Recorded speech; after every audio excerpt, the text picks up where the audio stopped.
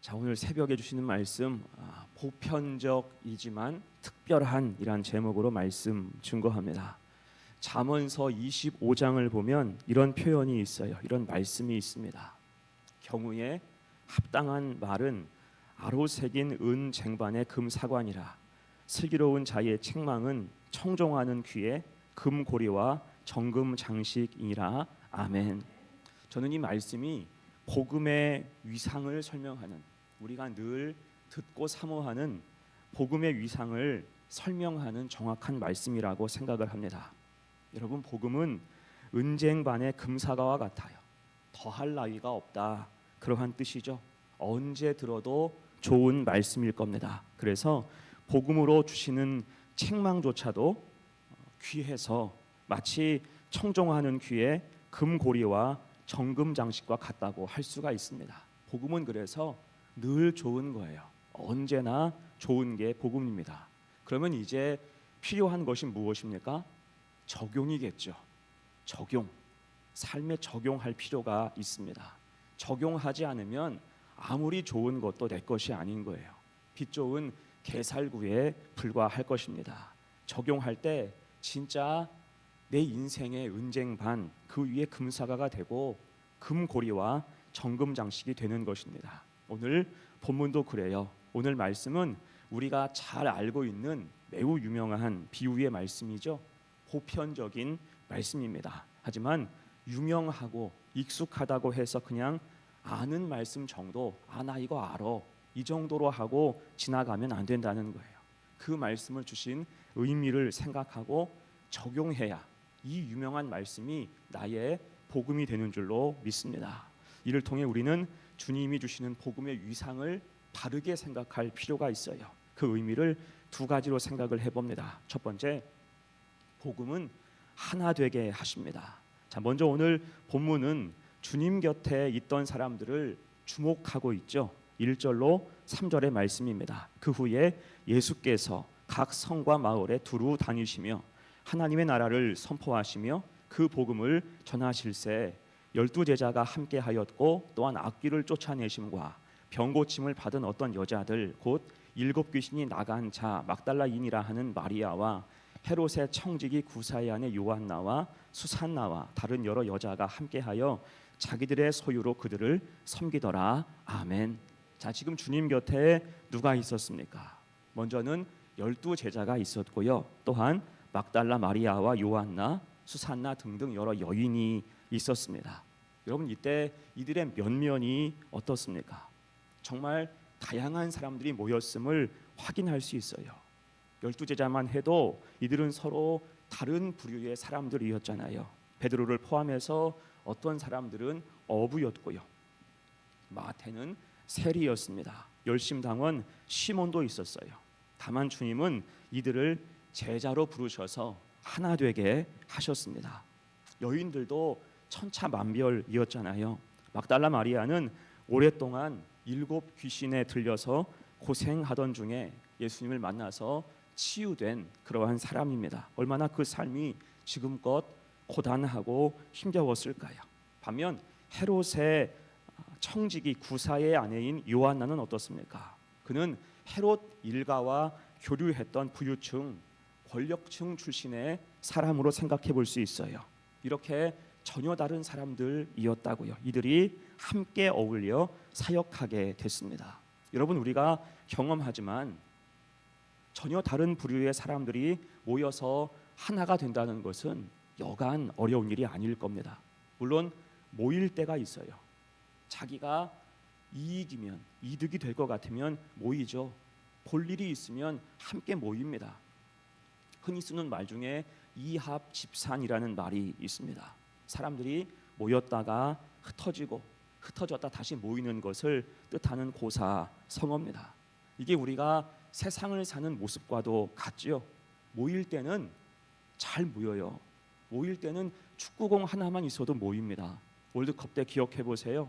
축구, 공놀이, 그게 뭐라고 온 나라가 그것으로 하나가 됩니다. 하지만 축구가 다 끝나면 흩어져 버려요. 모든 관계가 그렇습니다. 모일 때는 잘 모여도 어떤 목적이 있으니까 자기 볼 일이 끝나면 여지없이 다 흩어집니다. 하지만 우리로 하여금 인간적인 어떤 유익이 없어도 모이게 하고 또한 흩어지지 않게 하는 게 무엇입니까? 그것이 복음의 위상인 줄로 믿습니다. 여러분 생각해 보세요. 내가 평생 자주 모이는 곳, 자주 가는 곳이 어디입니까? 여기저기 모임이 많았지만 나중에는 다 흩어지잖아요. 하지만 변함이 없는 곳도 있는데 그게 어디입니까? 두 군데죠. 하나는 피로 맺어진 가정이고요. 또 하나는 예수 보혈 복음으로 묶여진 교회인 줄로 믿습니다. 이것이 유이한 곳이에요. 본문도 그래요. 이렇게 다른 부류의 사람들이 어떻게 함께 일하게 됐을까요? 핵심은 복음에 있는 거예요. 복음은 사람을 변화시키기 때문입니다. 세상에서는 흔히 하는 말로 사람은 고쳐 쓰는 게 아니라 라고 이야기를 합니다. 이게 세상의 방식이에요. 사람은 고쳐 쓰는 게 아니야 라고 말을 해요. 하지만 복음은 충분히 사람을 고칠 수 있습니다. 복음이 임하면 인격이 새로워지는 줄로 믿습니다. 그게 현재 나라는 존재의 증거라는 거예요. 오늘 본문에 모인 사람들도 그랬습니다. 서로 어울릴 것 같지 않고 도저히 섞일 수 없을 것 같은 사람들이 주님 안에 모여서 하나가 되었고 사명을 감당하는 것입니다. 그래서 여러분, 주님은 어떤 분입니까? 주님은 막힌 담을 허무시고 갈라진 것을 하나로 이어주시며 분쟁 중에도 화합을 이루시는 예수님이십니다. 여러분, 그래서 요한복음 17장 23절에서 주님이 이렇게 기도하시죠. 같이 읽어요. 시작. 곧 내가 그들 안에 있고 아버지께서 내 안에 계시어 그들로 온전함을 이루어 하나가 되게 하려 함은 아버지께서 나를 보내신 것과 또 나를 사랑하심 같이 그들도 사랑하신 것을 세상으로 알게 하려 함이로소이다. 아멘. 여러분, 지금도 그렇습니다. 우리 성도들 제가 이렇게 보면 면면이 다 달라요. 심지어 세상이었다면 친구는커녕 만나보지도 못했을 그러한 부류의 사람들이 있습니다. 그냥 스쳐 지나갈 수밖에 없는 사람들이 대부분이에요. 그런데 주 안에서 복음 가운데 만나서 교제하고 하나가 되어서 교회를 이루어 나아가고 있음을 믿습니다. 여러분, 그래서 교회는 세상과 다른 거예요. 교회는 귀한 것입니다. 교회는 하나님 역사의 현장이고 복음이 허락하신 아름다운 공동체임을 믿습니다. 복음으로 하나 되어서 결코 흩어지지 않는 새로운 모습, 새로운 모임이 되게 하신 것입니다. 그렇게 우리도 늘 항상 복음의 귀함을 깨달아서 복음을 통해서 더 하나 되고 그렇게 모인 교회에서 사랑하고 서로를 귀하게 여기며 예수 그리스도의 은혜 안에 항상 거하는 우리 성도들 되시기를 간절히 축원합니다. 아멘. 두 번째예요. 오늘 본문의 교훈 두 번째, 복음은 보편적이지만 매우 특별합니다. 자, 이제 주님이 비유로 말씀을 전하실 때 그 말씀을 받는 대상이 누구였습니까? 비유로 말씀을 증거하는데 그 말씀을 듣는 대상은 4절이죠. 각 동네 사람들이 예수께로 나와 큰 무리를 이루니 예수께서 비유로 말씀하시되. 자, 듣는 사람들은 각 동네 사람들이었어요. 곧 복음은 모든 사람에게 열려 있다라는 것입니다. 그리고 모든 사람이 듣고 이해할 만큼 주님이 말씀하신 복음은 쉬웠어요. 그래서 더욱 비유로 말씀하신 것입니다. 자, 이때 신천지를 비롯한 이단들은 이런 비유가 마치 자신들의 전유물인 것처럼 이야기합니다. 자, 오늘 10절에도 말씀하지만 마태복음 13장 34절로 35절을 신천지는 근거로 삼지요. 같이 읽어볼까요? 시작. 예수께서 이 모든 것을 무리에게 비유로 말씀하시고 비유가 아니면 아무것도 말씀하지 아니하셨으니 이는 선지자를 통하여 말씀하신 바 내가 입을 열어 비유로 말하고 창세부터 감추인 것을 드러내리라 함을 이루려 하심이라. 아멘. 자, 그들은 이 말씀을 곡해해서 마치 비유가 깊이 감춰진 것처럼 해석합니다. 그래서 자기들만 이 비밀, 실상을 안다 그렇게 선전하지요. 하지만 이것은 얼마나 무식한 해석인지 몰라요. 정말 무식한 해석입니다. 대신 정확한 뜻, 주님이 비유로 말씀하신 명백한 이유는 진리를 쉽고 더욱 효과적으로 넓게 전달하고자 하셨기 때문이에요. 진리가 본래 쉽지 않으니 비유를 들어서 쉽게 말씀을 전하기 위해서 비유를 주로 사용하신 것입니다. 오늘 말씀만 해도 그렇죠. 오늘 말씀은 누가 들어도 쉬운 말씀이에요. 쉽고 단순하고 선명합니다. 왜요? 그 말씀을 듣는 대상이 어느 한 계층이 아니고 남녀노소 모든 사람이었기 때문이에요. 그럴 때 오늘 선포하는 말씀의 핵심이 무엇입니까? 좋은 토양의 사람이 되라는 거죠. 좋은 토양의 사람이 되라. 그러면 풍성한 열매가 있을 것이다 라고 쉬운 말씀을 통해서 도전하시는 거예요. 자, 이때 이 말씀을 듣는 사람들의 반응은 다양했을 거예요. 어떤 사람은 이 말씀을 듣고 감동을 받는 사람도 있었을 것이고, 어떤 사람은 심드렁했을 거예요. 아, 저런 얘기쯤은 나도 하겠어. 별스럽지 않다. 뭐 재밌지도 않네. 뭐 그런 식으로 대충 말하는 사람도 있었을 것입니다. 어쩔 수 없죠. 왜요? 여기까지는 보편적인 복음이기 때문이에요. 평이 갈릴 수 있습니다. 그래서 주님께서도 하신 말씀이 들을 귀 있는 자는 들을지어다. 그 말씀을 하신 거예요.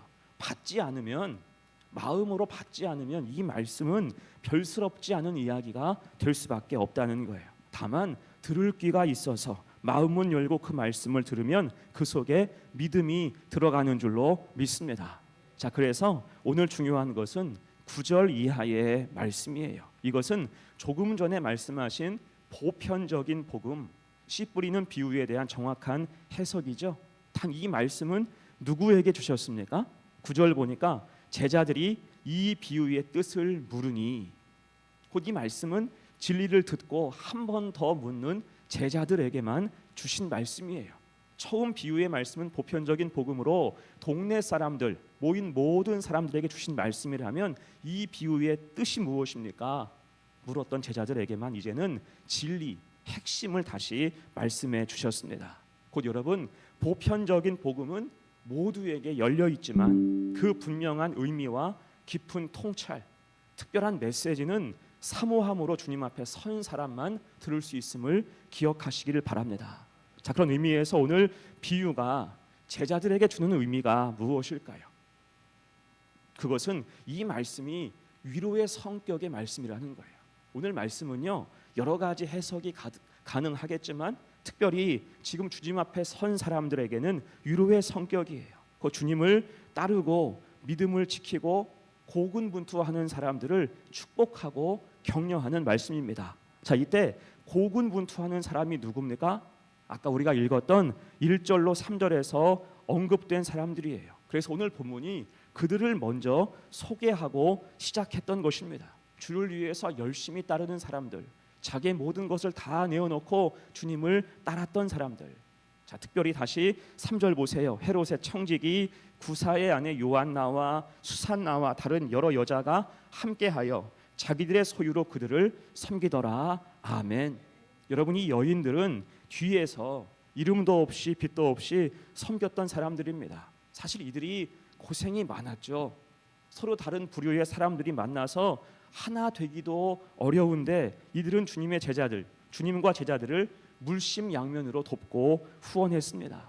거기다가 주변에서는 바라보는 시선이 곱지 않았어요. 손가락질하고 무시하고 함부로 평가하는 일도 많았을 것입니다. 그러니 그 사명을 감당하는 것이 얼마나 힘들었을까요?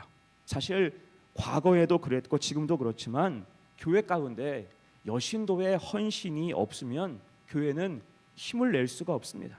그 좋은 전통이 언제부터? 예수님 시대부터 지금까지 이어진 거예요.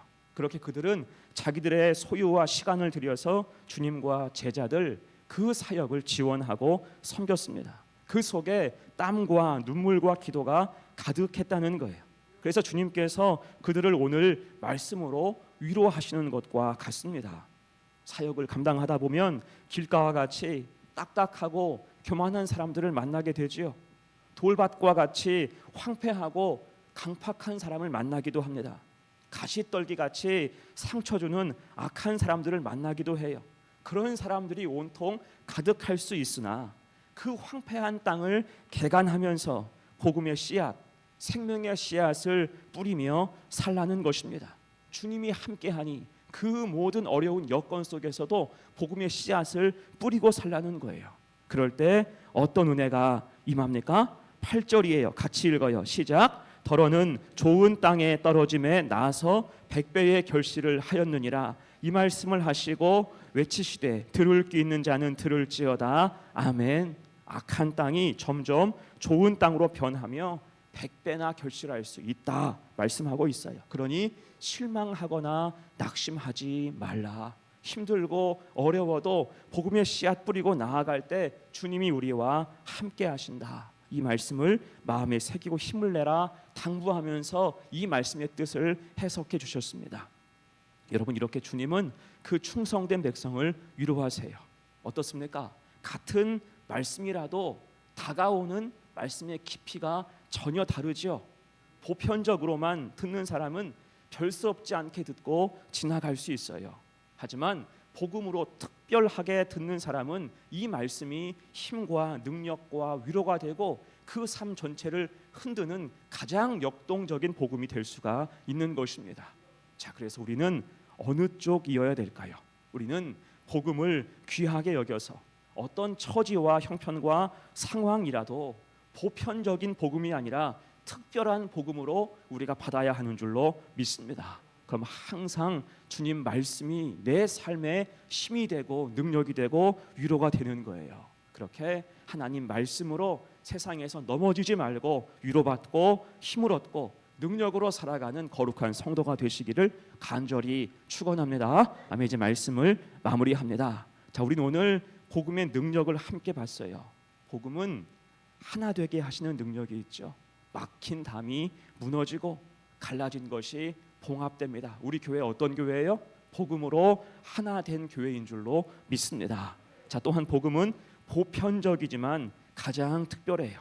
이에 우리는 보편적인 복음 속에서 특별한 메시지를 들을 수 있는 성도가 되어야 됩니다. 그렇게 해야 말씀을 통해서 복음을 통해서 힘과 능력, 지혜와 위로를 얻을 수 있는 거예요. 그렇게 우리 주님은 고생하고 수고하는 제자들, 여인들 또한 우리들을 위로하십니다. 자, 그래서 우리는 언제나 복음 앞에 바로 서야 할 거예요.